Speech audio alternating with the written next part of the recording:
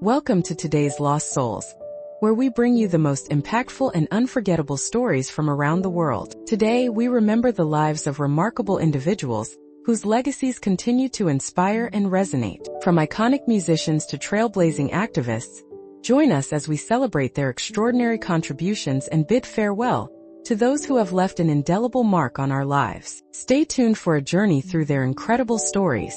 Charlie Gaddy. Charlie Gaddy passed away at the age of 93, leaving behind a remarkable legacy as one of North Carolina's most beloved television news anchors. Charlie Gaddy was born on September 17, 1931, in Roxborough, North Carolina, and grew up in the small town of Biscoe. A graduate of Guilford College, Gaddy began his career in broadcasting behind the scenes as a staff announcer with NBC in Washington, D.C., in 1960. He then spent a decade working at Raleigh's WPTF radio station before making a pivotal move to television. In 1970, Gaddy joined WRAL-TV in Raleigh, where he initially hosted the morning show Good Morning Charlie. His calm demeanor, authoritative voice, and genuine connection with viewers quickly made him a trusted figure in North Carolina households. By 1974, he was named the anchor of WRAL's evening newscasts, a position he held for over 20 years.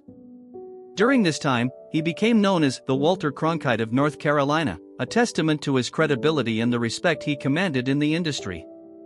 Throughout the late 1970s and 1980s, Gaddy was a central figure in WRAL's Action News 5 team, alongside co-anchor Bobby Batista, weatherman Bob DeBartolomeo, and sports anchor Rich Brenner. This team dominated local ratings and set a high standard for broadcast journalism in the region. After Batista left for CNN in 1981, Gaddy anchored solo until Adele Arakawa joined in 1983, while Tom Suter took over sports in 1982. His tenure was marked by professionalism, warmth, and an unwavering commitment to delivering the news with integrity. Gaddy retired on July 1, 1994, after 24 years at WRAL-TV. However, his influence endured. In 2006, he reunited with former colleagues for a special newscast, and he remained engaged with the community through initiatives like WRA Listens. Beyond his broadcasting career, Gaddy was deeply involved in public service, notably supporting United Cerebral Palsy of North Carolina. In recognition of his dedication, the Charlie Gaddy Center for Children was named in his honor, reflecting his commitment to helping vulnerable populations. His contributions to journalism were also acknowledged through his induction into the Mid-South Emmy Award Silver Circle, celebrating his decades of excellence in television news. Colleagues and viewers alike remember him not only as a consummate professional but also as a kind-hearted mentor who inspired many in the field. Charlie Gaddy's passing on June 12, 2025, marks the end of an era in North Carolina broadcasting. His legacy lives on through the countless lives he touched, the stories he told with honesty and grace, and the standard of journalistic excellence he set for future generations. His funeral service is scheduled for June 26, 2025, at Edenton Street United Methodist Church in Raleigh, where friends, family, and fans will gather to honor his memory. In summary, Charlie Gaddy's life was defined by his unwavering dedication to truthful reporting, his deep connection to the North Carolina community, and his role as a pioneering figure in local television news. His voice was a steady presence in the homes of many for over 2 decades, and his impact on the industry remains profound and enduring. Clifton Jones. Clifton Jones passed away on June 4, 2025, at the age of 87. He was a distinguished British actor of Jamaican origin, best known for his role as David Cano in the iconic 1970s science fiction television series Space, 1999. Born on July 26, 1937, in St. Andrew, Jamaica, Clifton Jones moved to England in 1958 to pursue his passion for acting. He studied at the Italia Conti Academy in London, which laid the foundation for a prolific career in British television and film. Jones was among the pioneering black actors in the UK entertainment industry during a time when diversity on screen was limited, making his achievements all the more significant. His career began on stage, notably appearing in the original theatre workshop production of Sheila Delaney's A Taste of Honey in 1958, where he played Joe's boyfriend.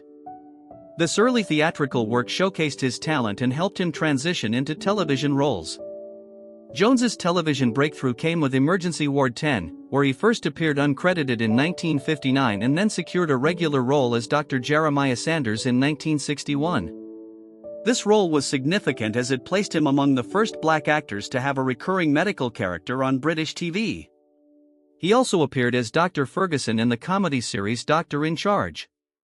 However, it was his portrayal of David Kano, the computer specialist on Space, 1999, that became his most prominent and enduring role. The series, which aired from 1975 to 1977, was the most expensive British TV production of its time and gained a cult following worldwide. Jones's character was a vital member of the Moonbase Alpha team, and his performance was praised for bringing depth and authenticity to the role.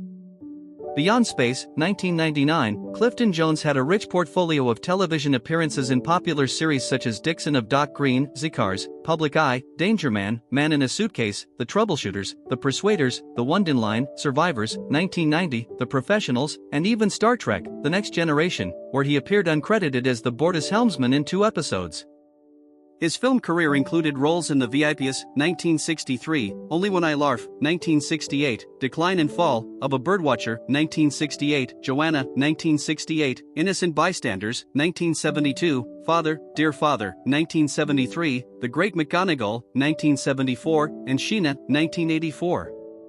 Notably, he lent his voice to the character Blackavar in the acclaimed animated film Watership Down, 1978. His final on-screen role was as Dr. Ocampo in China Moon, 1994. Clifton Jones's career spanned from 1958 to 1994, during which he broke barriers and contributed significantly to the representation of black actors in British media. His work paved the way for future generations and remains celebrated by fans and colleagues alike. The official social media accounts of Jerry Anderson/Anderson Entertainment, the creators of Space, 1999, announced his passing with heartfelt condolences, highlighting his role in 23 episodes of the series and his broader contributions to television. Fans and fellow actors paid tribute to his talent, kindness, and the legacy he leaves behind. Clifton Jones's death marks the loss of a pioneering figure in British television and film, whose performances brought authenticity and diversity to the screen during a transformative era. His legacy endures through his memorable roles and the path he helped forge for actors of color in the entertainment industry. Leka Bungo. Leka Bungo passed away at the age of 81 on June 11, 2025, in Tirana, Albania. He was a renowned Albanian director, actor, and screenwriter whose career left a significant mark on Albanian theater, film, and television. Born on February 28, 1944, in Vlora, Albania, Leka Bungo graduated from the Alexander Mwasiu Acting School and later completed a directing course at the Higher Institute of Arts. His early work as a theater director began in Fear, where he contributed to the cultural scene by directing plays with social themes and satirical elements, reflecting the complexities of Albanian society. Bungo's artistic vision extended beyond the stage to film and television. He was involved in several notable productions, including directing and writing scripts for films such as Ashitime Ini Bregdit, 1966, and Gjeli Dinjevaj, 1990. He also authored dramas and film scripts like Infidelity and Behind the Facade. His acting credits include the role of Bardal in Gjeli Dinjevaj, which remains one of his memorable performances. In the 2010s, Bungo served as the head of the Albanian Radio Television Board of Directors, RTSH. However, his tenure ended amid controversy related to financial matters, leading to his replacement in March 2025. Despite this, his influence on Albanian media and culture remains significant. After the 1990s, Bungo founded the private theater Rubarat near the National Theatre in Tirana, aiming to innovate and revitalize the Albanian theatrical scene. Although the theater did not survive long, it reflected his commitment to pushing artistic boundaries and nurturing new talent. In 2002, Bungo emigrated to the United States but continued to engage with the arts, maintaining a connection to his homeland's cultural life. His family announced his passing on social media, with his daughter Alba sharing poignant memories of his courageous battle against a serious illness. Leka Bungo's funeral was held on June 11, 2025, at 4 p.m. at the Shara Cemetery in Tirana, where family, friends, and admirers gathered to honor his legacy. Throughout his life, Bungo was celebrated for his dedication to Albanian art, his multifaceted talents as a director, actor, and writer, and his efforts to bring social issues to the forefront through his work. His contributions helped shape the cultural landscape of Albania during a transformative period in the country's history. In summary, Leka Bungo's passing marks the loss of a towering figure in Albanian performing arts, whose career spanned decades and whose work continues to inspire. His artistic legacy endures in the plays he directed, the films he created, and the generations of artists he influenced. Louise Fisher. Louise Fisher passed away peacefully in her sleep on June 10, 2025, at the age of 79, after a prolonged illness. She was a pioneering television writer and producer, best known as the co-creator of the groundbreaking legal drama LA Law. Born on February 21, 1946, in Chicago, Illinois, Fisher moved to Los Angeles as a teenager and pursued her education at UCLA School of Law. After graduating, she worked at the Los Angeles District Attorney's Office before transitioning into entertainment law. During this time, she authored 2 novels, A Class Act, 1976, and Good Behavior, 1979, before deciding to focus on writing full-time. Fisher began her television career in 1982 as a writer and producer for the acclaimed CBS police procedural Cagney and Lacey. Her work on the show earned her an Emmy Award and established her reputation as a talented writer in the industry. She later returned to co-write the reunion films Cagney and Lacey, The Return, 1994, and Cagney and Lacey, Together Again, 1995. Her most notable achievement came in 1986 when she co-created LA Law alongside Stephen Bochco. The series, which aired for 8 seasons until 1994, was widely praised for its sophisticated storytelling and complex characters, influencing legal dramas that followed. Fisher served as supervising producer and writer for many of the early episodes, earning a shared Primetime Emmy Award in 1987 and 2 additional nominations in 1988 for her contributions. Despite her success, Fisher's tenure on LA Law ended in 1988 following a legal dispute with Bochco over creative control. This dispute led to her departure from the series and a ban from the set, marking a difficult chapter in her career. Reflecting on her experiences, Fisher spoke about the challenges women faced in the television industry, emphasizing her determination to succeed despite obstacles. In addition to LA Law, Fisher co-created the ABC comedy drama Hooperman, 1987, starring John Ritter, which ran for 2 seasons. She also created the short-lived 1992 summer series 2000, Malibu Road, featuring Drew Barrymore and Jennifer Beals, and was involved in the pilot for the primetime soap opera Daughters of Eve, which ultimately was not picked up. Throughout her career, Fisher was recognized for her sharp writing, strong character development, and ability to blend legal and social issues into compelling television drama. Her work helped pave the way for future female writers and producers in a male-dominated industry.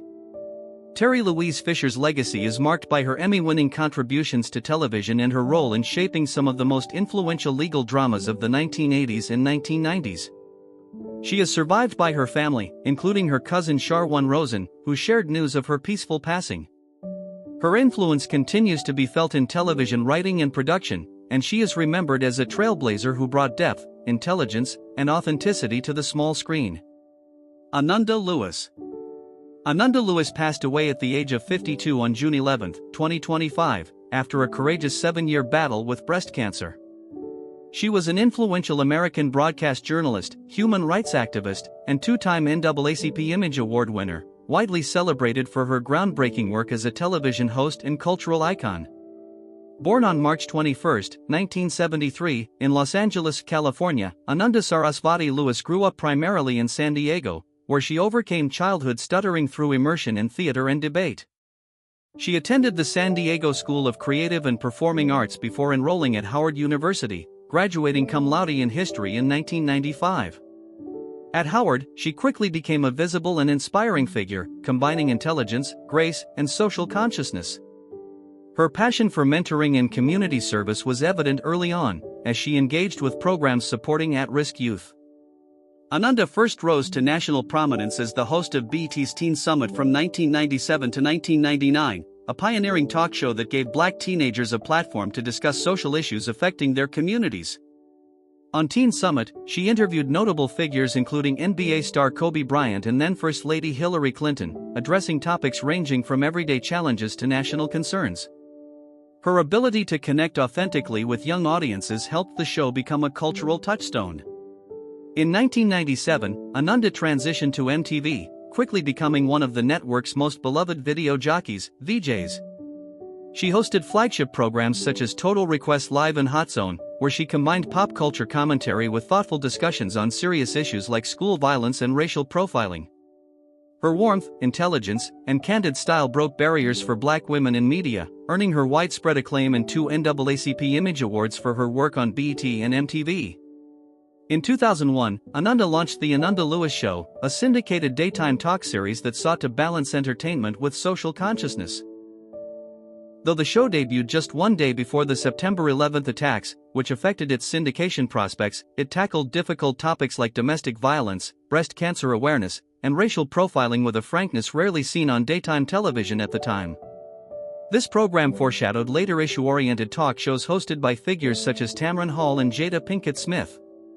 After her television career, Ananda made a surprising but fitting pivot by training as a master carpenter and hosting the 2019 revival of TLC's While You Were Out, demonstrating her belief that storytelling and community building could take many forms. In 2020, Ananda publicly revealed her diagnosis of stage 3 breast cancer, candidly sharing her journey and advocacy for early detection, especially among black women who face systemic healthcare barriers. She admitted initially delaying mammograms due to fears about radiation but used her platform to encourage others not to make the same mistake. Despite her illness progressing to stage 4 by 2024, she remained committed to raising awareness through video diaries and public discourse until her passing. Ananda Lewis's legacy is one of breaking barriers, blending empathy with journalistic rigor, and using her voice to uplift marginalized communities. She was a trailblazer who reshaped music journalism and television hosting, inspiring a generation with her authenticity and dedication to social justice. She is survived by her son, Langston, and remembered fondly by fans, colleagues, and the broader community for her radiant spirit and impactful career. Harris Yulin. Harris Yulin passed away at the age of 87 on June 10, 2025, in New York City due to cardiac arrest.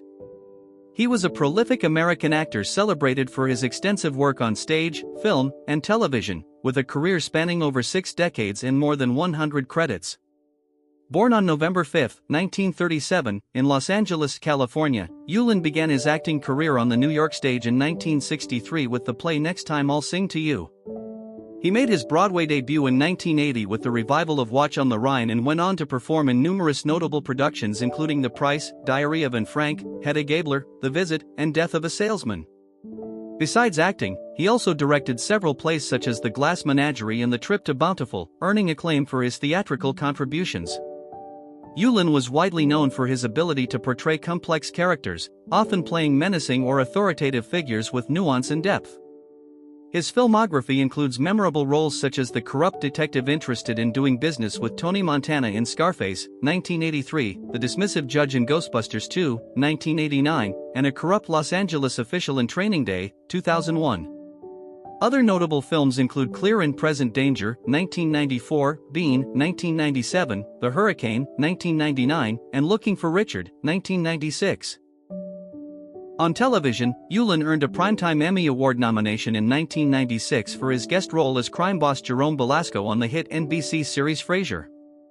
He appeared in a wide range of TV shows such as Buffy the Vampire Slayer, 24, Nikita, Veep, Unbreakable Kimmy Schmidt, Billions, and most recently the acclaimed Netflix series Ozark, where his commanding presence added gravitas to the ensemble cast. Yulin was also a respected acting teacher, having taught and directed at prestigious institutions including the Juilliard School, Columbia University, and HB Studios in New York City. His dedication to the craft extended beyond performance to mentoring the next generation of actors.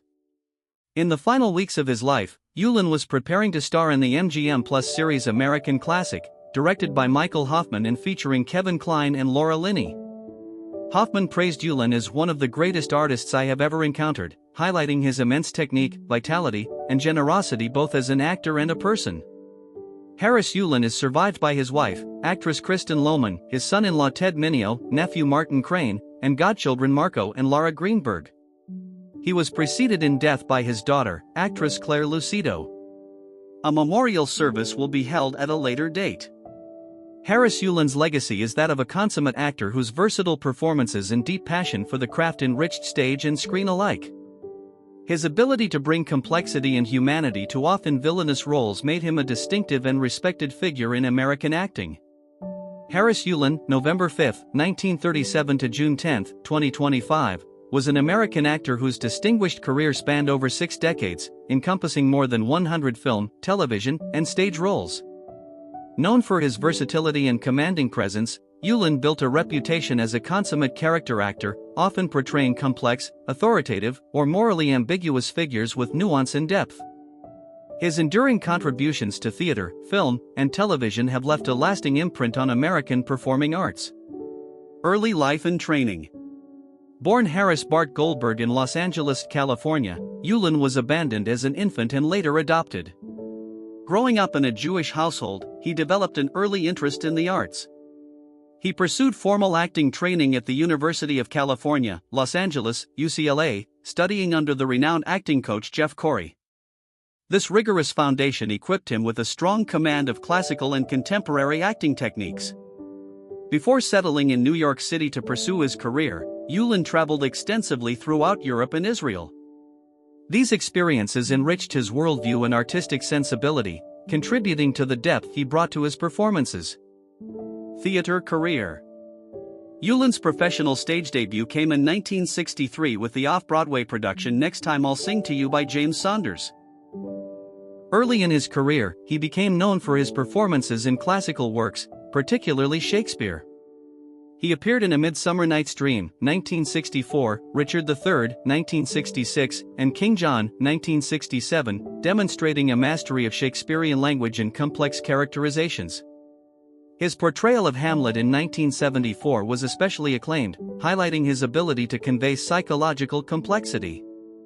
He made his Broadway debut in 1980 with Watch on the Rhine, and over the years, Yulin appeared in numerous Broadway productions, including A Lesson from Aloes, 1979-80, The Visit, 1992, The Diary of Anne Frank, 2001, The Price, 1999, and Hedda Gabler, 1981 and 2001. His performances earned him Drama Desk Award nominations, reflecting his stature in the theater community. Beyond acting, Yulin was an accomplished stage director. He directed off-Broadway productions such as Baba Goya, This Lime Tree Bower, and The Trip to Bountiful, the latter winning 4 Lucille Lortel Awards. He was a founding member of the Los Angeles Classic Theater, contributing to the growth of classical theater on the West Coast. His dedication to theater extended into his later years, with notable performances such as Willy Loman in Death of a Salesman, 2010, at the Gate Theatre in Dublin. Film career. Yulin's film debut was in End of the Road, 1970, and he quickly established himself as a reliable character actor. His early film credits include Doc, 1971, where he portrayed Wyatt Earp, and Night Moves, 1975, directed by Arthur Penn. One of his most iconic roles was Chief Detective Mel Bernstein in Brian De Palma's Scarface, 1983, where he played a corrupt police officer entangled in the violent drug underworld.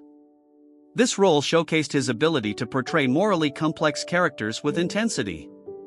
Throughout the 1980s and 1990s, Yulin appeared in a wide range of films, including Short Fuse, 1986, Candy Mountain, 1987, The Believers, 1987, Fatal Beauty, 1987, Woody Allen's Another Woman, 1988, Ghostbusters 2, 1989, as Judge Stephen Wexler, and Clear and Present Danger, 1994, as government advisor James Cutter. He also played roles in Bean, 1997, The Hurricane, 1999, The $1 Million Hotel, 2000, Perfume, 2001, Rush Hour 2, 2001, and Training Day, 2001, where he portrayed Detective Doug Rosselli. His later film work includes King of the Corner, 2004, My Soul to Take, 2010, The Family Fawn, 2015, Norman, 2016, and Wonderland, 2018. His final film role was in Omni Loop, 2024. Yulin's filmography demonstrates his ability to inhabit a broad spectrum of characters, from law enforcement officials and judges to corrupt politicians and everyday men, always imbuing his roles with credibility and depth. Television career. Yulin's television career was equally prolific, marked by guest appearances, recurring roles, and portrayals of historical figures. He earned a Primetime Emmy Award nomination in 1996 for his guest role as gangster Jerome Belasco on the NBC sitcom Frasier, highlighting his skill in bringing complexity to even brief roles. He appeared in numerous popular series, including Star Trek, Deep Space Nine, Law and Order, Buffy the Vampire Slayer, 24, Nikita, Veep, Unbreakable Kimmy Schmidt, Billions, and Entourage. From 2017 to 2018, he had a recurring role as Buddy Deeker in the Netflix crime drama Ozark, which introduced him to a new generation of viewers. Yulin was also known for portraying historical characters on television.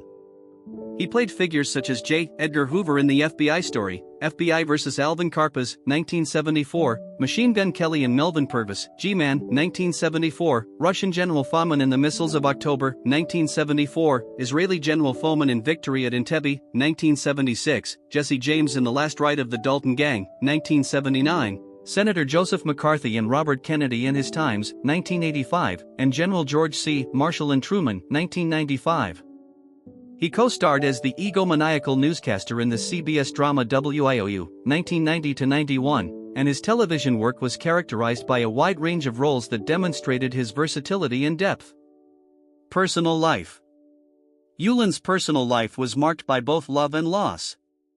He dated actress Faye Dunaway from 1971 to 1972. He was married to actress Gwen Wells from 1975 until her death from cancer in 1993.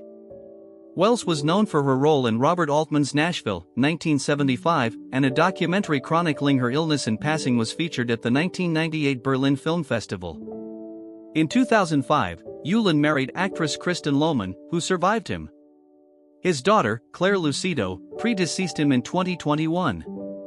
Yulin was also survived by his son-in-law Ted Mineo, nephew Martin Crane, and godchildren Marco and Laura Greenberg.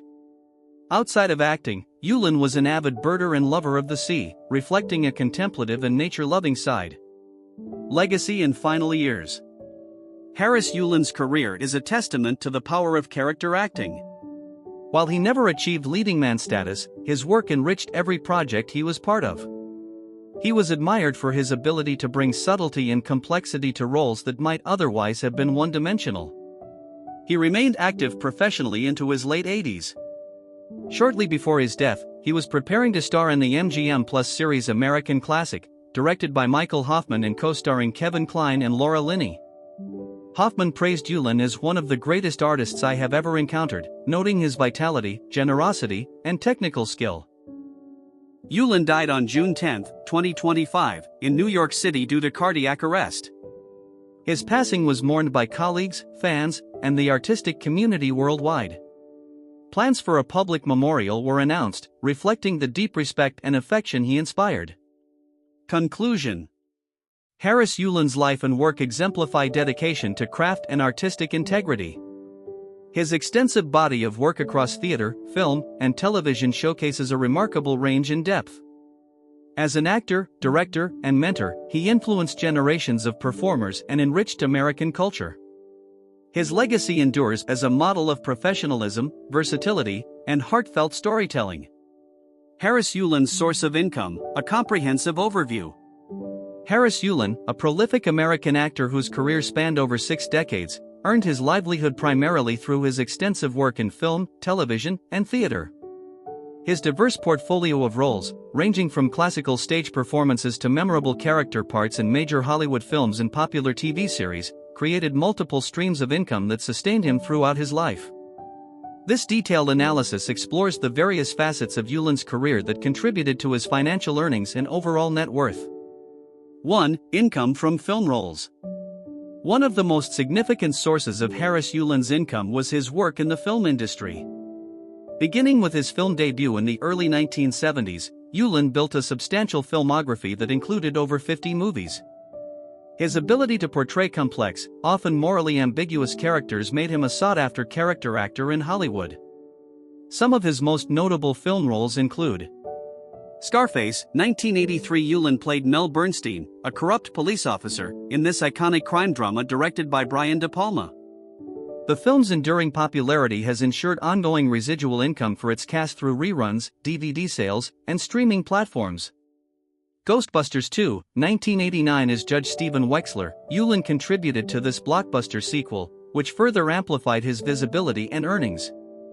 Clear and Present Danger, 1994. His role as a government official in this political thriller added to his portfolio of high-profile films. Being, 1997, The Hurricane, 1999, Rush Hour 2, 2001, Training Day, 2001. These films, spanning comedy, drama, and action genres, showcased Yulun's versatility and helped maintain a steady income stream. Film actors typically earn income through upfront salaries negotiated per project, which vary widely based on the actor's prominence, the film's budget, and the role size. While Yulun was not a leading man, his consistent work in supporting roles in major films likely commanded respectable paychecks. Additionally, actors often receive residuals payments made when films are rebroadcast on television, released on home video, or streamed online. Given the lasting popularity of many films Yulun appeared in, residuals would have contributed significantly to his long-term income. 2. Earnings from television work. Yulun's television career was extensive and diverse, encompassing guest appearances, recurring roles, and parts in miniseries and made-for-TV movies. Television work provided him with steady income and regular exposure to audiences. Key highlights of his TV career include Frasier, 1996. Yulun earned a Primetime Emmy Award nomination for his guest role as crime boss Jerome Belasco, a testament to his skill and the prestige of his television work. Popular series appearances: he appeared in Buffy the Vampire Slayer, Star Trek, Deep Space Nine, Law & Order, 24, Nikita, Veep, Unbreakable Kimmy Schmidt, Billions, and Ozark. These roles, ranging from one-off guest spots to multi-episode arcs, ensured a steady flow of acting jobs. Television actors generally receive payment per episode, with rates varying based on the show's budget, the actor's experience, and the role's prominence. Recurring roles and series regulars earn more consistent income, while guest stars may receive higher per-episode fees but less frequency. Given Yulun's extensive TV credits, it is reasonable to infer that television was a reliable and significant source of income. Moreover, like film, television actors often receive residuals for reruns, syndication, and streaming. Shows such as Frasier and Ozark continue to be popular on streaming platforms, likely generating ongoing residual payments for Yulun's appearances. 3. Theater and stage work. Though often less lucrative than film and television, theater was a central pillar of Harris Yulun's career and income. He was a classically trained actor with a deep commitment to the stage, performing in numerous Broadway and off-Broadway productions, as well as regional theater. Notable stage credits include Broadway productions such as Watch on the Rhine, 1980, The Price, 1999, The Diary of Anne Frank, 2001, Hedda Gabler, 1981 and 2001, and A Lesson from Aloes, 1980. Off-Broadway and regional theater performances, including Shakespearean classics and contemporary dramas. Stage directing credits, including The Trip to Bountiful, which won multiple Lucille Lortel Awards. Income from theater typically comes in the form of weekly salaries paid by production companies or theaters. Broadway actors, especially those in principal roles, can earn substantial weekly wages, sometimes ranging from $2,000 to $4,000 or more, depending on the production and union contracts. Off-Broadway and regional theater pay less but can be supplemented by multiple productions throughout the year.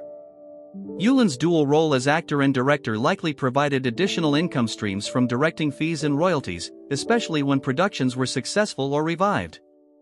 4. Residuals and royalties.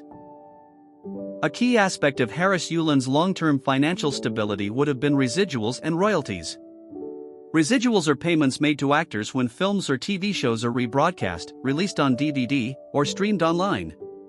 Given the longevity and popularity of many projects Yulun was involved in, residuals would have provided a steady, passive income stream. For example, Scarface remains a cultural touchstone, frequently broadcast and streamed worldwide. Similarly, Frasier and Ozark enjoy continued popularity on streaming platforms, ensuring ongoing residual payments. Theater actors typically do not receive royalties unless they are playwrights or involved in profit-sharing productions, but as a director, Yulun may have received royalties or fees related to revivals or touring productions. 5. Other potential income sources. While the bulk of Yulun's income was derived from acting and directing, other potential sources might have included teaching in workshops. Yulun was known to have taught acting and directed at various institutions. Teaching can provide supplemental income and professional stability. Voice work in commercials. Although not widely documented, many actors supplement their income through voiceover work or commercial appearances. Endorsements and public appearances. Established actors sometimes earn fees for appearances, panels, or endorsements, especially at film festivals or conventions. 6. Estimated net worth and financial legacy. At the time of his passing, Harris Yulun's estimated net worth was approximately $4 million. This figure reflects decades of consistent work across multiple entertainment mediums, residual income, and prudent financial management. While not a celebrity millionaire in the traditional sense, Yulun's career exemplifies the financial viability of a dedicated character actor who builds a diverse and steady body of work. His ability to navigate theater, film, and television ensured multiple income streams and professional longevity. Conclusion.